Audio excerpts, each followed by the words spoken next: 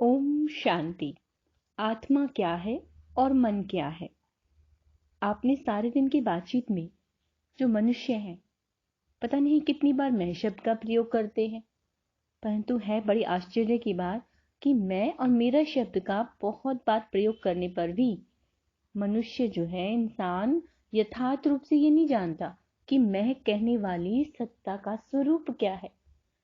अर्थात मैं शब्द किस वस्तु का सूचक है, वह क्या है। आज मनुष्य ने साइंस में कितनी बड़ी बड़ी शक्तिशाली चीजें बना डाली हैं।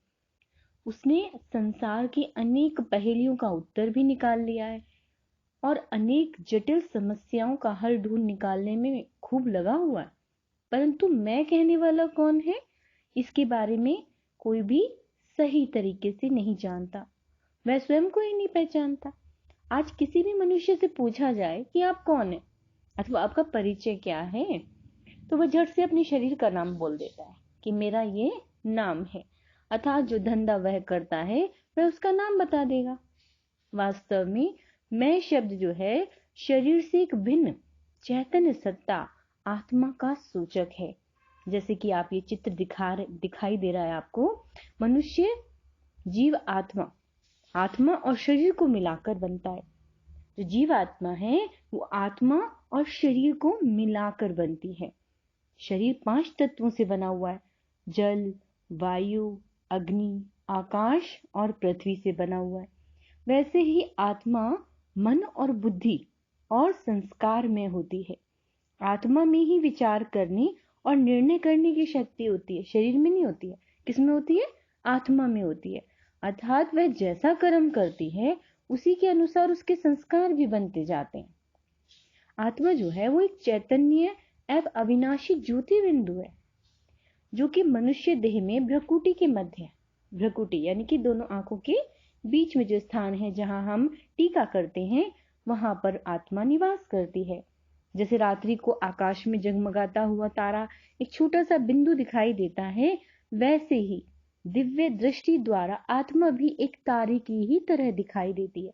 इसलिए एक प्रसिद्ध पद में भी कहा गया है, भ्रकुटी में चमकता है एक अजब तारा, गरीब नू साहिबा लगदा ए प्यारा।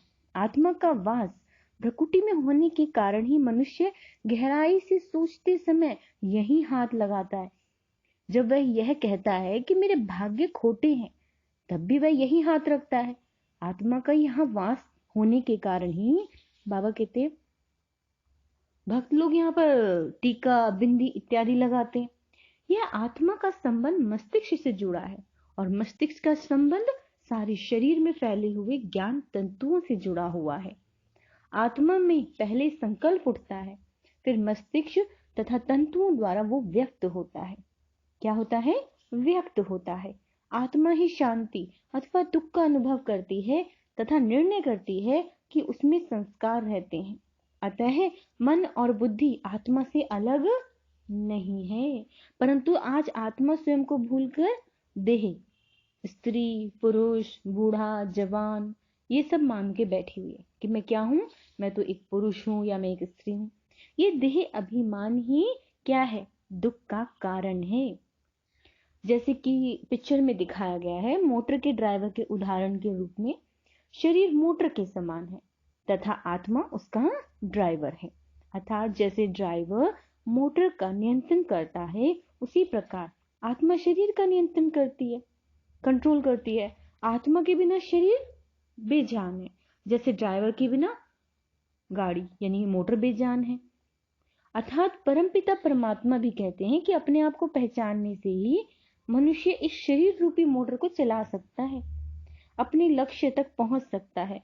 अन्यथा जैसे भी ड्राइवर कार चलाने में अगर निपुण नहीं होता है तो क्या कर देता है? दुर्घटना कर देता है, एक्सीडेंट कर देगा और कार और उसके यात्रियों को भी चोट लगती है। इसी प्रकार जिस मनुष्य को अपनी पहचान नहीं है, वह स्वयं तो दुखी और अशांत होता ही है, साथ में जो उसके संपर्क में आने वाले मित्र संबंधी आदि हैं, वो भी दुखी और अशांत हो जाते हैं। अतः सच्ची सुख और सच्ची शांति के लिए स्वयं को जानना बहुत ही आवश्यक है। ओम शांति।